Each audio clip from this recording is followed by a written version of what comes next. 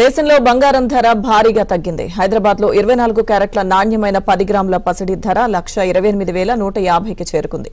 22 క్యారెట్ల నాణ్యమైన 10 గ్రాముల బంగారం ధర 1,17,500కు చేరుకుంది.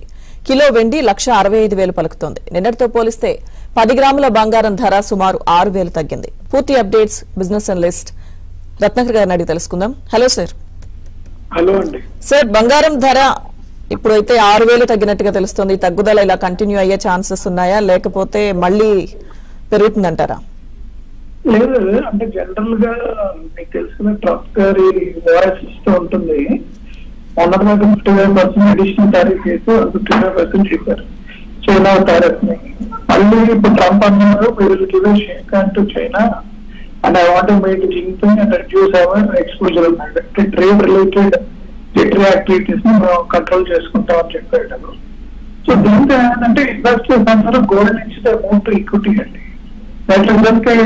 Sudden drop in demand and other side చాలా మంది ఏంటంటే ప్రాఫిట్ బుకింగ్ కూడా చేసుకుంటున్నారు. గోల్డ్ లో మొదటి బాగా పెరిగింది కదా, సరే ప్రాఫిట్ బుకింగ్ చేసుకున్నారు. అందరూ ప్రాఫిట్ బుకింగ్ చేస్తుందని ఈ డ్రాప్ సడన్ గా కనిపించింది.